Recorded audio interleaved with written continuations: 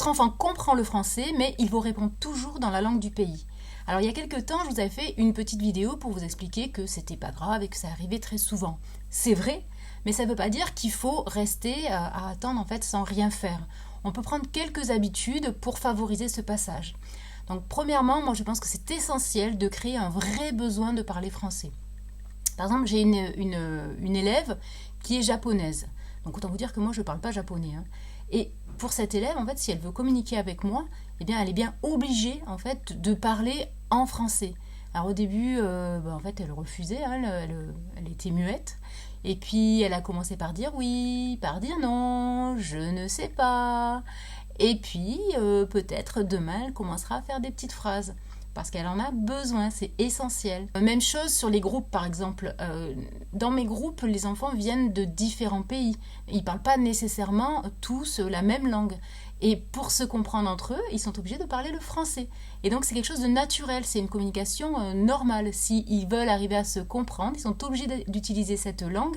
Mais ce n'est pas une contrainte en fait. Donc après, vous pouvez essayer de faire la même chose à la maison, notamment en multipliant les interactions avec avec des francophones, des gens qui ne comprennent pas la langue du pays où vous êtes. Par exemple, tout simplement, multiplier les appels aux grands-parents, aux cousins. En fait, l'idée, c'est vraiment d'utiliser le français dans des situations réelles. Vous pouvez aussi, bien sûr, quelque chose qui marche très bien, ce sont les longs séjours en famille. Donc l'immersion, ça c'est évident que ça marche très bien. Disons que on peut dire que dans un certain sens, ça débloque le passage comme ça à un français, on va dire, actif. Mais par exemple aussi, vous avez les camps de vacances francophones, ça aussi ça marche très bien. Le tout, en fait, après, c'est d'arriver à conserver ces progrès. Parce que très, très souvent, on a vraiment des gros progrès qui apparaissent après un long séjour dans un milieu francophone. Mais peu à peu, ça s'étiole si on ne maintient pas ces progrès-là. Donc après, il y a plein d'autres choses qu'on peut faire à la maison.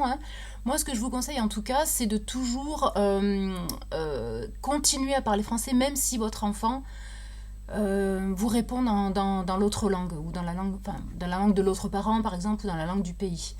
C'est important de continuer à parler français, et même, je dirais, de ne pas toujours le corriger, sans quoi ça fait toujours cours de français, et l'enfant va se lasser, il risque de refuser carrément de parler français. Par exemple, si vous...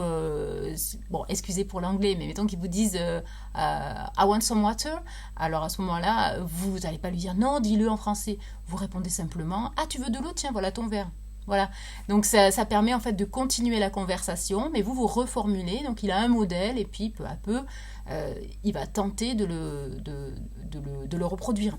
Donc voilà, évitez au maximum de chaque fois faire répéter, parce que ça fait une conversation qui est trop artificielle après, et bon, c'est un peu pénible quoi pour tout le monde à vrai dire. Et puis, moi, je vous conseille aussi de valoriser effectivement toutes les tentatives. Ils ont besoin, en fait, les enfants, de se sentir rassurés. S'ils ne parlent pas spontanément le français, c'est qu'ils se sentent moins à l'aise, donc ils ont besoin d'un soutien, en fait. À l'inverse, évitez, à mon avis, vraiment, c'est pas une bonne solution. Évitez les formulations du type « ah, je comprends pas, personne ne va pas comprendre » ou alors si tu parles pas français, je te réponds pas. Enfin voilà, parce que ça risque en fait de créer un blocage, une pression qui est pas utile en fait, parce que c'est pas le but recherché. En tout cas, je pense que ce qui est vraiment important de comprendre, c'est que c'est pas, ça arrive rarement que tout d'un coup, par un déclic venu d'un ne sait où, l'enfant dit tiens, je vais parler français. Non, ça n'arrive pas. C'est la conséquence en fait d'une multitude de petites choses que vous mettez en place et petit à petit, l'enfant se sent plus à l'aise et il utilise la langue normalement.